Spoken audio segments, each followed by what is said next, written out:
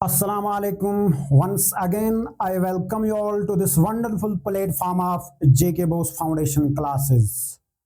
जैसे कि बच्चों आपको पता ही है, हम क्लास 8th साइंस का चैप्टर जो आपके समेटिव असेसमेंट में है माइक्रो ऑर्गेनिजम्स, उसी के 2 लेक्चर्स हमने अभी तक डिस्कस किए हैं।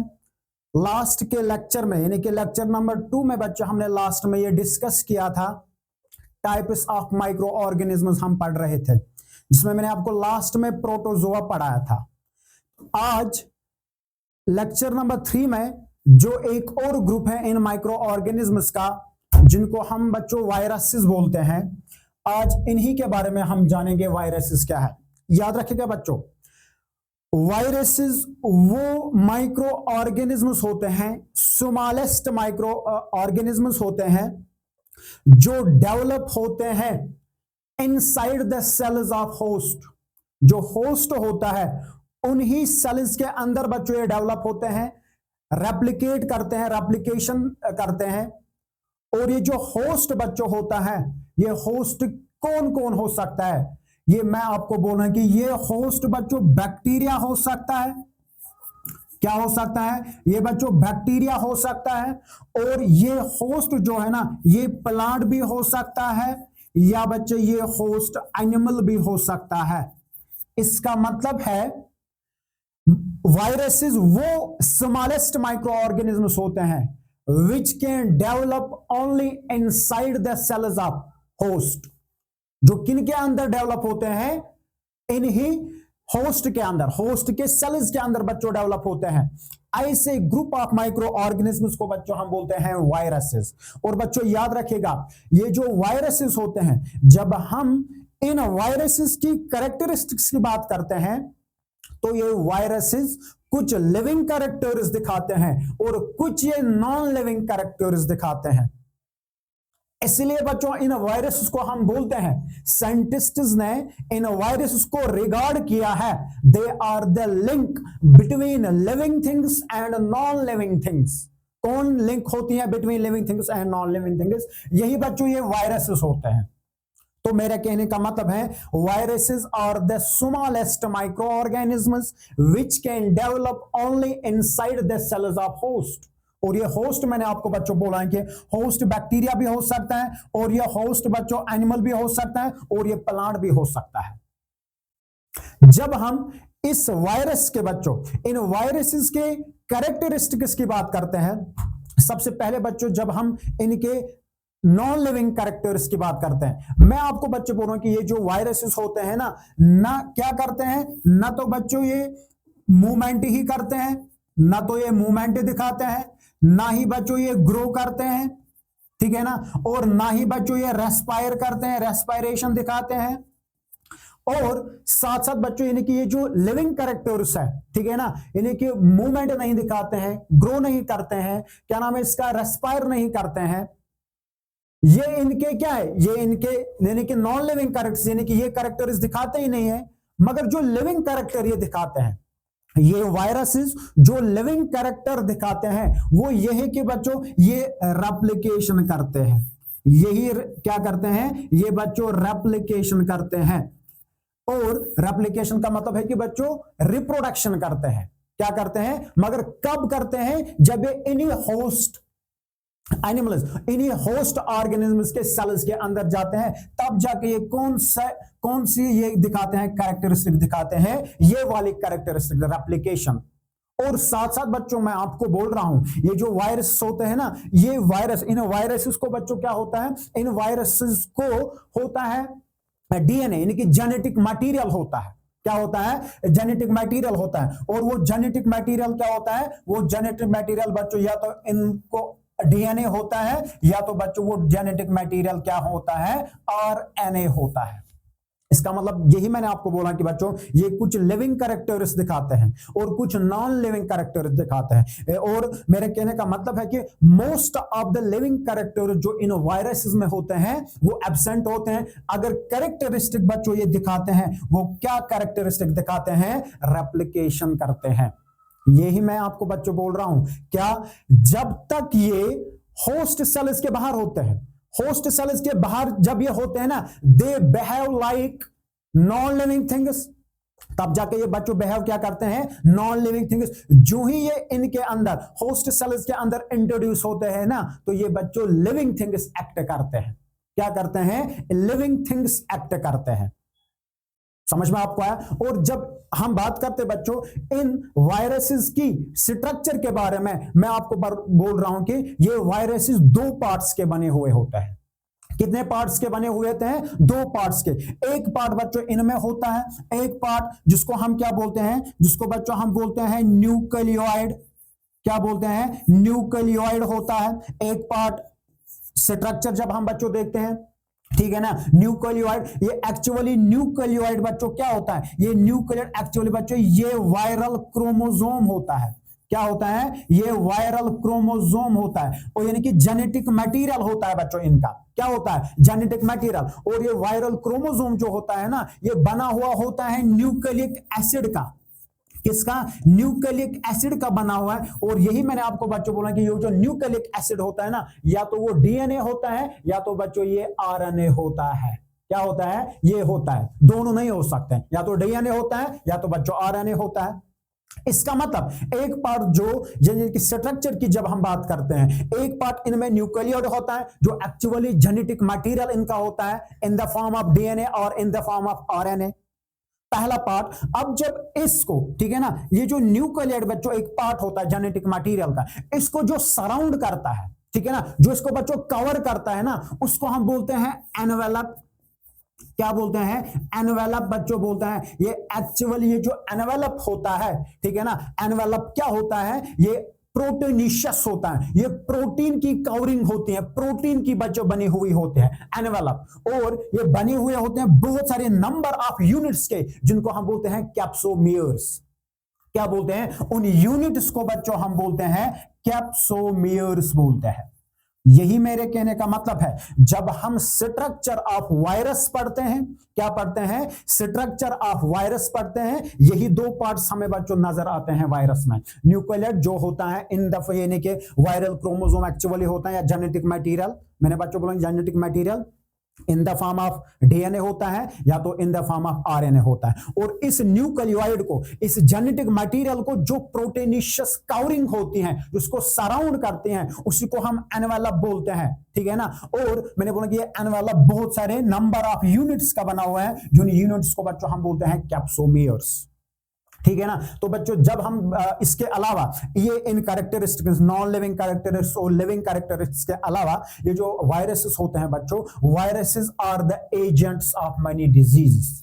क्या होते हैं, they are the agents of diseases. इनसे बच्चों बहुत सारे डिजीजेस बच्चों ये काज करते हैं। क्या करते हैं, बहुत सारे डिजीजेस बच्चों ये काज करते हैं, ठीक है ना। और मैंने आपको बच्चों यहां पे बोला है कि ये जो होस्ट की बात हम करते हैं, ठीक है ना, होस्ट मैंने आपको बोला कि बच्चों बैक्टीरिया हो सकता है। क्या हो सकता है, बैक्टीरिया। इसका मतलब बच्चों ये वायरस जो होता है, वायरस क्या करता है, ये बैक्टीरिया को भी इन्फेक्ट करता है।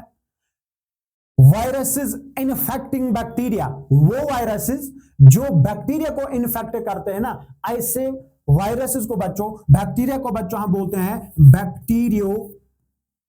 बैक्टीरियोफेजेस बोलते हैं। क्या बोलते हैं, बैक्टीरियोफेजेस बोलते हैं। इसका मतलब है कि बैक्टीरियोफेजेस कौन से होते हैं, ये वो होते हैं, ये वो वायरसेस होते हैं जो बैक्टीरिया को करते हैं, और इन्हीं को बच्चों हम बोलते हैं बैक्टीरियोफेजेस।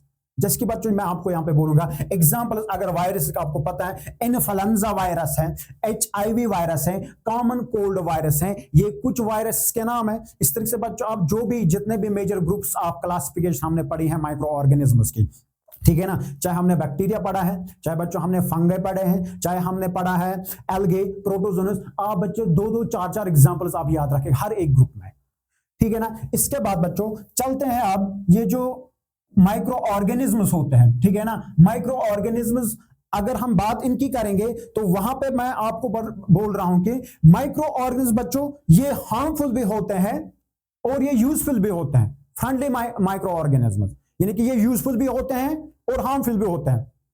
सबसे पहले इस लेक्चर में जिन माइक्रो ऑर्गेनिज्म की हम बात करेंगे, ठीक है ना, वो है फ्रेंडली माइक्रो ऑर्गेनिज्म। यानी कि हमारे एवरीडे लाइफ में कैसे बच्चों हमें ये काम आते हैं, कैसे हमें हेल्प करते हैं। तो उसमें से बच्चों सबसे पहले बात करेंगे फूड प्रोडक्शन में, ठीक है ना। फूड प्रोडक्शन में जब हम बच्चे करते हैं कर्ड फॉर्मेशन में, यानी कि कर्ड बनाने में ये हेल्प करते हैं। कैसे करते हैं मैं आपको बच्चों समझाऊंगा, सुनेगा मेरे बात गौर से।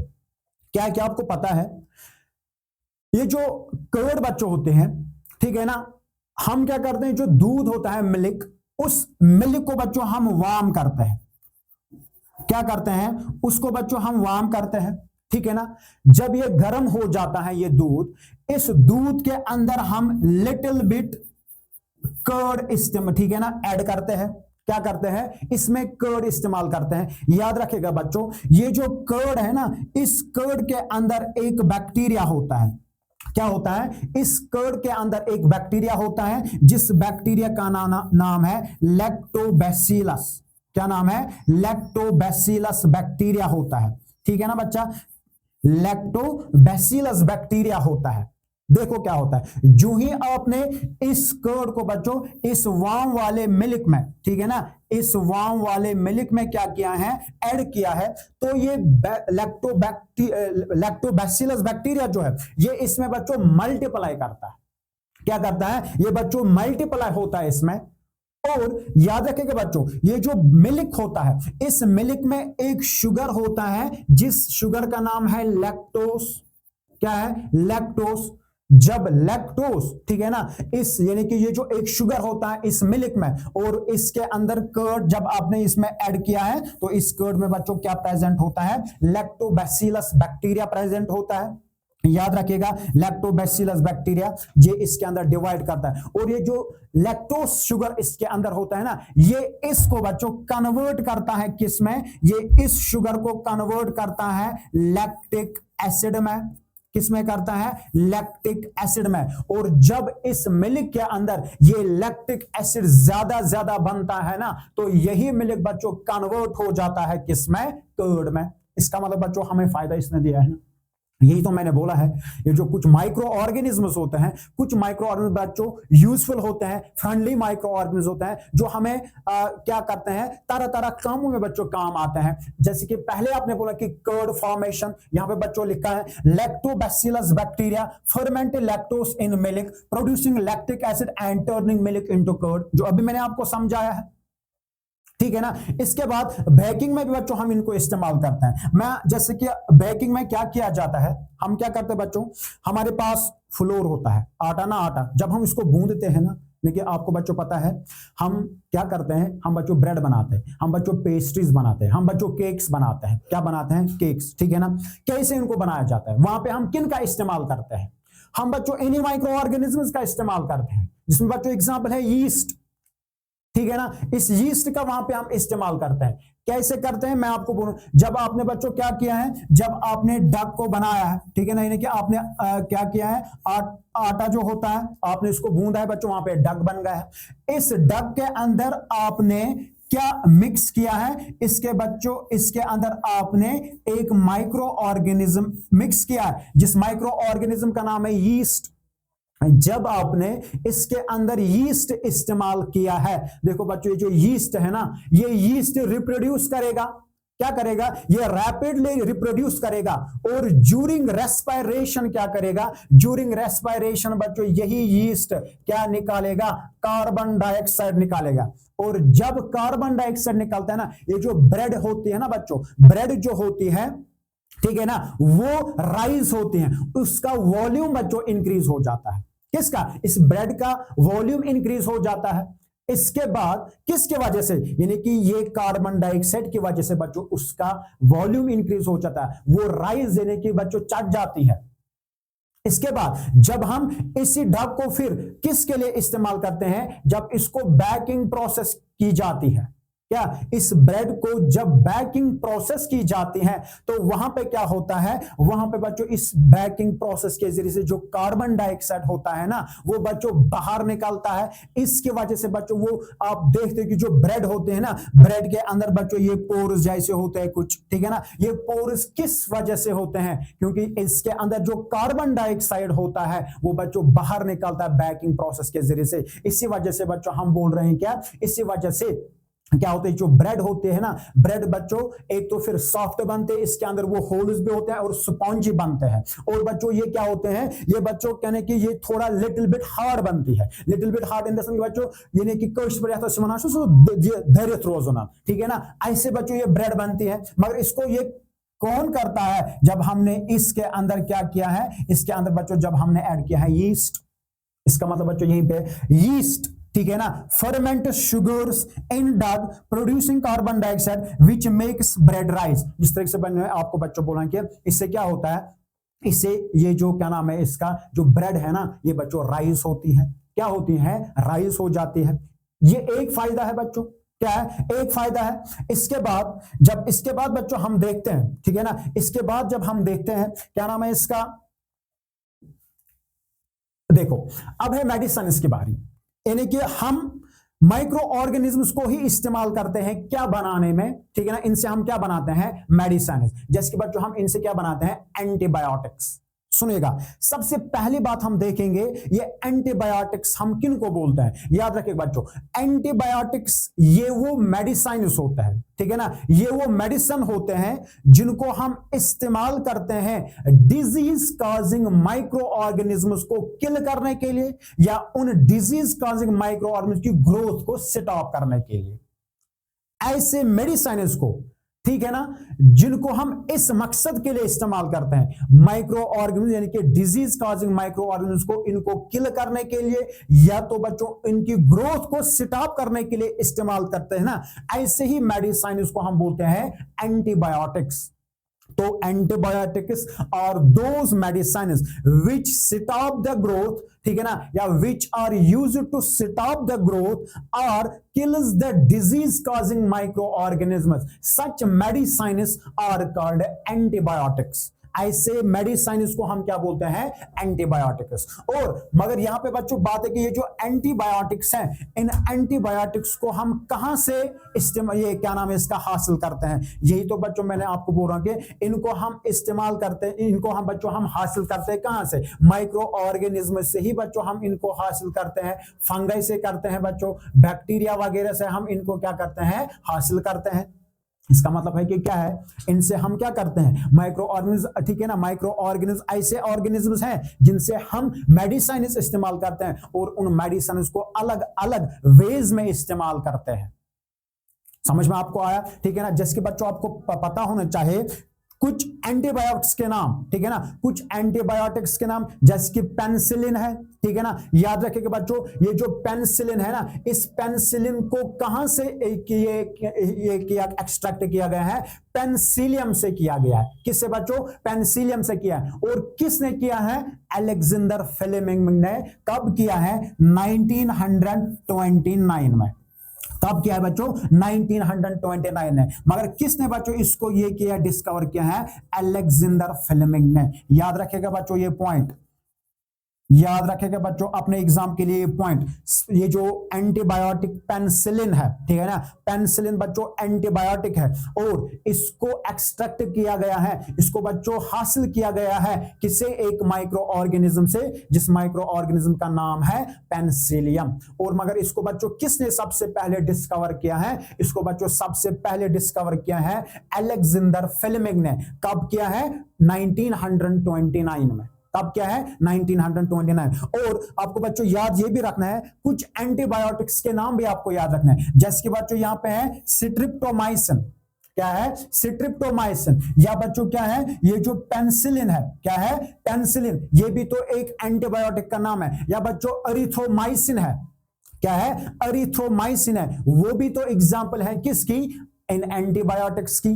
तो कहने का मेरा मतलब है बच्चों, हम क्या करते हैं, हम एंटीबायोटिक्स को भी हासिल करते हैं। कहां से हासिल करते हैं? Micro organism. और ये एंटीबायोटिक्स मैंने आपको बोला कि किनको हम एंटीबायोटिक्स बोलते हैं। एंटीबायोटिक्स बच्चों बोलते हैं ये वो मेडिसाइन्स होते हैं, ठीक है ना, ये वो मेडिसिन होते हैं जिनको हम इस्तेमाल करते हैं। क्या करते हैं? इस्तेमाल करते हैं डिजीज कॉजिंग माइक्रो ऑर्गेनिज्म को किल करने के लिए, या तो बच्चों उनकी ग्रोथ को स्टॉप करने के लिए इस्तेमाल करते हैं। ऐसे मेडिसिन को हम एंटीबायोटिक्स बोलते हैं। और कुछ एंटीबायोटिक्स के बच्चों मैंने आपको नाम भी लिया है, मगर याद रखें बच्चों, ठीक है ना, एंटीबायोटिक्स को हम ह्यूमन्स में भी इस्तेमाल करते हैं बहुत सारे डिजीज को ट्रीट करने के लिए।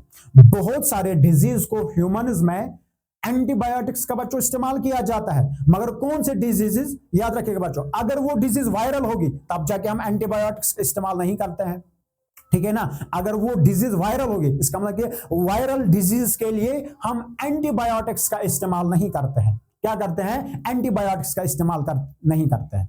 अब ये जो एंटीबायोटिक्स बच्चों होते हैं, ठीक है ना, what are the precautions while taking these antibiotics? कौन कौन से प्रिकॉशंस हमें लेने हैं जब हम किनका इस्तेमाल करते हैं? इन एंटीबायोटिक्स का इस्तेमाल करते हैं। याद रखिएगा बच्चों, सबसे पहला जो प्रिकॉशन है, ठीक है ना, antibiotics should be taken only on the advice of A qualified doctor. याद रखिएगा बच्चों, पहला प्रिकॉशन जो है ना, हमें इन एंटीबायोटिक्स को लेना है, ठीक है ना, लेना है, मगर कब? किसके एडवाइस पे? On A qualified doctor. Qualified doctor के बच्चों एडवाइस पे, यानी कि खुद ही, इसका मतलब बच्चों खुद ही हमें इस्तेमाल नहीं करने हैं एंटीबायोटिक्स। एक प्रिकॉशन, पहला प्रिकॉशन मैंने आपको क्या बोला है? पहला प्रिकॉशन बच्चों मैंने बोला है कि antibiotics should be taken only on the advice of A qualified doctor, एक प्रिकॉशन। और इसके बाद बच्चों जो दूसरा प्रिकॉशन है वो ये है कि जो कोर्स, ठीक है ना, फॉर एग्जांपल अगर आपको, ठीक है ना, डॉक्टर ने क्या किया, डॉक्टर ने बच्चों आपको कोई कोर्स रखा है, आपको उस कोर्स को क्या करना है? आपको बच्चों कंप्लीट करना है। तो इसका मतलब क्या है कि कोर्स शुड बी कंप्लीटेड। आपको बच्चों क्या करना है? Course should be completed. आपको कोर्स कंप्लीट करना है। ऐसा नहीं करना है कि बच्चों आपको यानी कि कुछ टाइम के लिए एक दो मेडिसिन वगैरह जो भी आपको बच्चों प्रिस्क्रिप्शन में होगा, क्या दवाई दी होगी डॉक्टर देता है, ठीक है ना, ऐसा नहीं करना कि आप एक दो टेबलेट्स खाओगे उसके बाद कोर्स ऐसे ही छोड़ोगे। समझो कि बच्चों फिर से आपको डिजीज लग सकते हैं, फिर से आप बीमार पड़ सकते हैं। इसलिए मैंने आपको बोला कि ठीक है ना, क्या है कि आपको जो कोर्स जो प्रिस्क्राइब किया है डॉक्टर ने, वो कोर्स क्या करना चाहिए? वो बच्चों कोर्स क्या करना चाहिए? कंप्लीट करना चाहिए। इसके बाद एक और प्रिकॉशन है, क्या? एक और प्रिकॉशन बच्चों है while taking antibiotics, वो ये है कि antibiotics should not be taken unnecessarily। क्या? should not be taken in antibiotics को बच्चों unnecessarily, should not be taken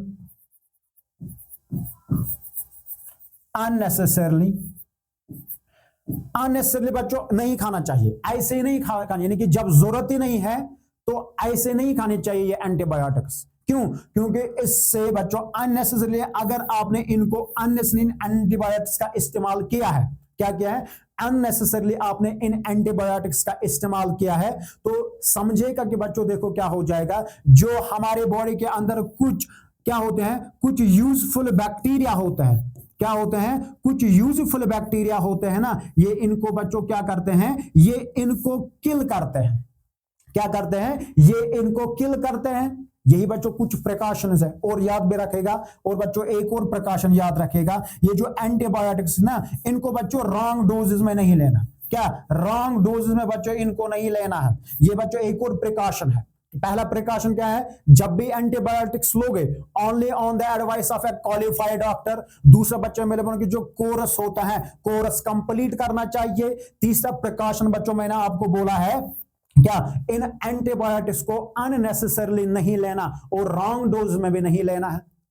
ठीक है ना बच्चों? ये एंटीबायोटिक्स के बारे में, एंटीबायोटिक्स क्या होते हैं, और कौन कौन से प्रिकॉशंस हमें लेने हैं व्हाइल टेकिंग एंटीबायोटिक्स। इसके बाद बच्चों यहाँ पे एक और है कि हम ये जो माइक्रो ऑर्गेनिजम्स होते हैं, क्या माइक्रो ऑर्गेनिजम्स जो होते हैं, माइक्रो ऑर्गेनिज्म को ही बच्चों हम इस्तेमाल करते हैं क्या हासिल करने के लिए, वैक्सीन हासिल करने के लिए। याद रखिएगा बच्चों, देखो क्या है वैक्सीन, क्या होता है वैक्सीन बच्चों, ये एक किस्म की स्पेशल प्रिपरेशन होती है, ये एक किस्म का स्पेशल मेडिसिन होता है जिसको क्या किया जाता है, जो इम्यूनिटी प्रोवाइड करता है, विच प्रोवाइड्स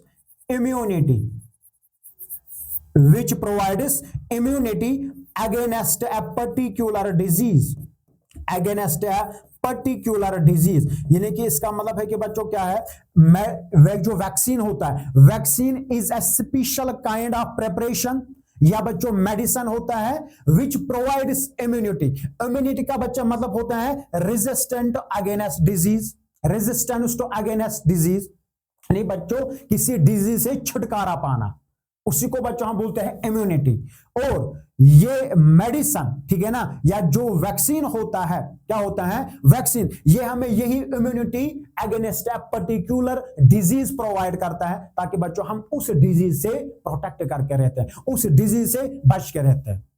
मगर यहां पे गौर से सुनेगा मेरी बात, वो क्या है, अगर हम किसी डिजीज का वैक्सीन करवाते हैं, क्या अगर हम किसी डिजीज का वैक्सीन करवाते हैं, इसका मतलब ये नहीं है कि हम सारे डिजीज से प्रोटेक्ट करके रहेंगे, हम हर एक डिजीज से बच के रहेंगे, नहीं। जिस डिजीज का आप वैक्सीन करोगे बच्चों, जिस डिजीज का वैक्सीन किया जाता है ना, उसी डिजीज के अगेंस्ट क्या हो जाएगा बच्चों, आपको ये इम्यूनिटी प्रोवाइड करेगा। और मगर याद रखेगा, अब जो वैक्सीन होता है, ये जो वैक्सीन बच्चों होता है, इस वैक्सीन को किन से बनाया जाता है, ये कहां से बच्चों हमें हासिल होता है, ये बच्चों हासिल होता है माइक्रो ऑर्गेनिज्म से ही। किन से होता है, माइक्रो ऑर्गेनिज्म से ही। मगर याद रखें बच्चों, ये जो वैक्सीन होता है, इस वैक्सीन को किन से बनाया जाता है, कुछ इनएक्टिव माइक्रोब्स या यूज वीक्ड माइक्रोब्स होते हैं, यानी कि वो अलाइव होते हैं मगर वीक होते हैं। क्या होते हैं, वीक होते हैं। और इसके बाद इन वैक्सीन को बच्चों क्या किया जाता है, इन वैक्सीन को इंट्रोड्यूस किया जाता है एक इंसान के बॉडी में। मगर कैसे किया जाता है, इनको बच्चों या तो ऑरली इनको दिया जाता है, इस वैक्सीन को बच्चों या तो ऑरली दिया जाता है, याद रखिएगा ऑरली दिया जाता है, या तो बच्चों बाय इन्फेक्शन दिया जाता, सॉरी इंजेक्शन, ठीक है ना, या तो इंजेक्शन के सूरत में दिया जाता है, इंजेक्शन बच्चों करवाते हैं, या तो बच्चों ऑरल यानी कि वो ड्रॉप्स जो डालते थे, ठीक है ना। अब जब क्या किया है, इसका मतलब कि जब आपके बॉडी में क्या इंट्रोड्यूस हो जाता है, वैक्सीन, और ये वैक्सीन, इस वैक्सीन के अंदर क्या होता है, इसके अंदर बच्चों कुछ इनएक्टिव माइक्रोब्स होते हैं, यानी कि वीक माइक्रोब्स होते हैं। यूं ही चाहे ऑरली चाहे बाय इंजेक्शन के थ्रू जब ये वैक्सीन आपके बॉडी के अंदर चले जाते हैं, एंटर हो जाते हैं, तो बच्चों हमारी बॉडी इसको यहां से जवाब देती है, यानी कि रेस्पॉन्ड देती है। कैसे, हमारी बॉडी इसको इस तरीके से बच्चों रेस्पॉन्ड देते हैं, हमारी बॉडी कुछ स्पेशल किस्म के केमिकल्स बनाते हैं, और उन केमिकल्स को बच्चों हम बोलते हैं एंटीबॉडीज। क्या बोलते हैं, एंटीबॉडीज बच्चों बनाते हैं। और ये एंटीबॉडीज पता है कि क्या करते हैं, ये एंटीबॉडीज बच्चों करते हैं, जैसे कि ये एक किस्म के सिक्योरिटी गार्ड्स होते हैं। ये क्या करते हैं कि इन वैक्सीन को बच्चों चेक करते हैं, क्या इस वैक्सीन के अंदर मत ऐसा कोई माइक्रोब होगा, ठीक है ना, कोई पैथोजन बच्चों होगा, कोई माइक्रोब होगा जो हमें नुकसान पहुंचाए, जो बच्चों डिजीज काज करे। ये अगर बच्चों इस वैक्सीन में ऐसा कुछ होगा, ठीक है ना, डिजीज कॉजिंग माइक्रोब होगा, तो ये एंटीबॉडीज इस वैक्सीन के अंदर अगर ऐसा कोई पैथोजन प्रेजेंट होगा, ये बच्चों इसी को क्या करते हैं, इसको किल करते हैं। क्या करते हैं, किल करते हैं, और हम में क्या हो जाती है, हमें इम्यूनिटी डेवलप हो जाती है। क्या हो जाती है, इम्यूनिटी बच्चों डेवलप हो जाती है। और कभी कभार आप बच्चों याद रखिएगा, ये जो एंटीबॉडीज होते हैं ना, कभी कभार ये एंटीबॉडीज क्या होते हैं बच्चों, ये बहुत टाइम के लिए हमारे ब्लड के अंदर रहते हैं, फॉर ए लॉन्ग टाइम। और अगर सेम बच्चों वैक्सीन आए या अगर बच्चों सेम पैथोजन आता है ना, ये इसको याद रखता है और इसको बच्चों वहीं पे किल कर देता है। कौन, ये बच्चों इन एंटीबॉडीज की बच्चों ये होती है, एंटीबॉडीज का बच्चों ये ताकत होता है। अब ये बच्चों वैक्सीन, कहने का मेरा मतलब है कि वैक्सीन, मैंने आपको बोला वैक्सीन हम किसको बोलते हैं, मैंने बोला कि वैक्सीन ये एक किस्म की स्पेशल प्रिपरेशन होती है, ठीक है ना, एक किस्म का बच्चों मेडिसिन होता है which provides immunity against a particular disease, against a particular disease. फिर मैंने आपको बच्चों बोला कि ये कैसे काम करता है, इसको हम कैसे इंट्रोड्यूस किया जाता है, एंटर ये किया जाता है हमारी बॉडी के अंदर, तो हमारी बॉडी इसको कैसे रेस्पॉन्ड करती है। अब बच्चों इन वैक्सीन का यानी कि the process of giving vaccine, क्या the process of giving vaccine, इस इन वैक्सीन को बच्चों देना, वैक्सीन बच्चों देना, ठीक है ना, ताकि बच्चों हमें एक पर्टिकुलर डिजीज से इम्यूनिटी मिले, ठीक है ना, एक अगेंस्ट पर्टिकुलर डिजीज से बच्चों इम्यूनिटी प्रोवाइड होते हैं। इस प्रोसेस को बच्चों हम बोलते हैं वैक्सीनेशन। क्या बोलते हैं? वैक्सीनेशन। वैक्सीनेशन का मतलब क्या होता है? वैक्सीनेशन का बच्चा मतलब the process of giving vaccine, ठीक है ना। और फिर वैक्सीन क्या काम करता है वो मैंने आपको बताया, इसी प्रोसेस को बच्चों हम वैक्सीनेशन बोलते हैं। जैसे कि आप लोगों को पता है बहुत सारे डिजीज के लिए हम वैक्सीन देते हैं। क्या देते हैं? बहुत सारे डिजीज के लिए हम वैक्सीन देते हैं। जैसे कि बच्चों आपको पता है पोलियो होता है, पोलियो के लिए भी क्या दिया जाता है? पोलियो के लिए बच्चों वैक्सीन करवाया जाता है। इसी तरीके से बच्चों आपको पता है कि जो टीबी होता है, ठीक है ना, ट्यूबरकुलोसिस जो होता है उसके लिए बच्चों दिया जाता है। क्या इसके लिए बच्चों दिया जाता है? या मैं आपको बच्चों बोलूंगा कि टाइफाइड होता है। इस तरीके से बहुत सारे ऐसे डिजीज हैं, ठीक है ना, जिनको क्या दिया जाता है? वैक्सीन दिया जाता है, वैक्सीन करवाया जाता है। या मैं आपको बच्चों बोलूंगी रेबीज, ठीक है ना, जो रेबीज डिजीज होते हैं कि जब क्या नाम है इसका, जो कुत्ते होते हैं काटते हैं तो तब जाके भी आप वैक्सीन करवाते हैं। क्या करवाते हैं? वैक्सीन करवाते हैं। तो बच्चों यहाँ पे यही जो वैक्सीन होता है, वैक्सीन मैंने आपको बोला कि ये वीक या इनएक्टिव माइक्रोब होता है। क्या होता है? वीक या इनएक्टिव माइक्रोब होता है to stimulate the immune system. ये हमारे इम्यून सिस्टम को क्या करता है? स्टिमुलेट करता है। और बच्चों फिर कैसे रेस्पॉन्ड देता है? मैंने आपको यही बोला है, ये देखिए ये रेस्पॉन्ड देता है बच्चों बाय एंटीबॉडीज बनाते हैं। ये हमारी बॉडी इसके अगेंस्ट एंटीबॉडीज बनाते हैं। उसके मैंने बाद आपको बोला कि एंटीबॉडीज क्या काम करते हैं, तो ये भी बच्चों मैंने आपको बोला है। इसके बाद ये था बच्चों आज लेक्चर नंबर 3। इसके बाद और भी कुछ जानेंगे इन्हीं यूजफुल माइक्रो ऑर्गेनिज्म के बारे में। तो इंशाल्लाह कल वाले लेक्चर में और बच्चों इसके यानी कि लेक्चर नंबर 4 में बातें हम ऐड करेंगे। तब तक के लिए अल्लाह हाफिज़ नासिर।